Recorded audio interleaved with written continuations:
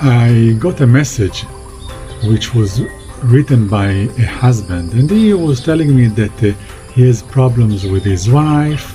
There are some major things in the life of his son that he is very worried about, that there is a problem with his job, and he is very stressed.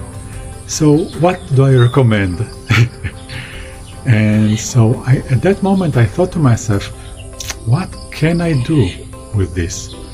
And it brought me to think about a story of the Buddha. At that time, when the Buddha was alive, many people came to ask his advices. And there is one sutra, there is one article in which it's written that when he was staying in a very meditative place, there were some Brahmins and ascetics who came to visit him. That were the religious people of India at that time. And they came all the way to him with their own faith and religion, and they tried to see if they can understand him and if they agree with him, most importantly. And it is really nice how they were asking questions and how he was answering them with a lot of respect between those two parties. And then after they accepted that what he is saying can indeed lead to the purification of our mind so that we will feel better and the end result will be enlightenment, one of them asked him, okay, now that we accept what Master Gautama, his name was Gautama, now that we accept what the Master is saying, how can we study that? And that is a perfect lesson that the Buddha gave. He started to teaching them step by step how can we grow on the path of liberation. He said, first of all, we need to be extremely profound and understand the Dhamma, understand all these tools, the nature of our mind and body, and to penetrate the reality through all of these practices, which he called the Eightfold Noble Path to liberation. And one of the things that he comes to is putting the effort in order to go and visit the Master.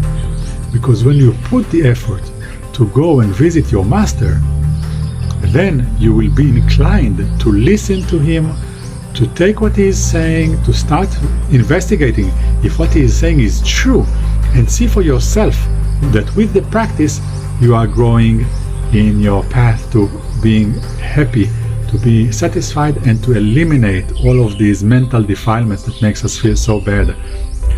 It's a wonderful conversation between those mighty people at those times, and you can see how wise Master Gautama, the Buddha, was.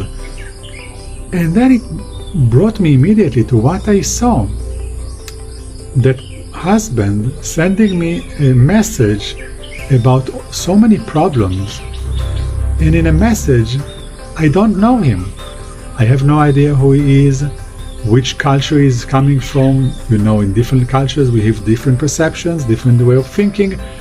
I cannot give like a manual for him to deal with all of his specific problems.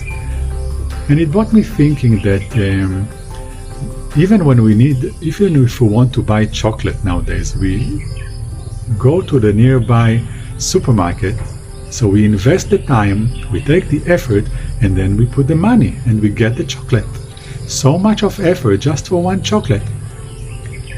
So the same, when we want to develop ourselves, this brought me to the understanding that when I wanted to grow on the path, I left everything, my occupation, my profession as a psychologist, my family, everything that I have, I gave, that I had, and I bought the ticket and came here. I didn't know that I was going to be here for so long. I thought maybe 1, 2, 3 years maximum. Now already at almost a decade.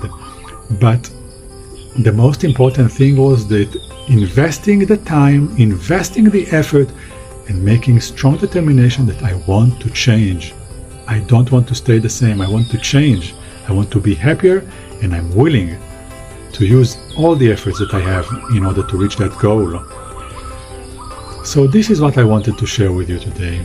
We are lucky to have found ourselves in this century, especially in this time where the internet is developed and we can come into contact with so many different traditions that might fit our nature, our characteristic, and our personality, and learn from different people until we find the person that is the most suitable for us.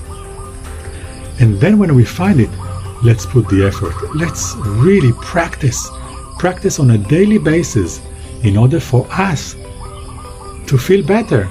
Because when we feel better, everyone around us will see the change and will enjoy also the sweet fruits from our calmness, from our satisfaction. Want to learn more about happiness? Subscribe to our YouTube channel, follow us on Facebook, and book a seat for a seminar or private meeting on our website, monkidan.com.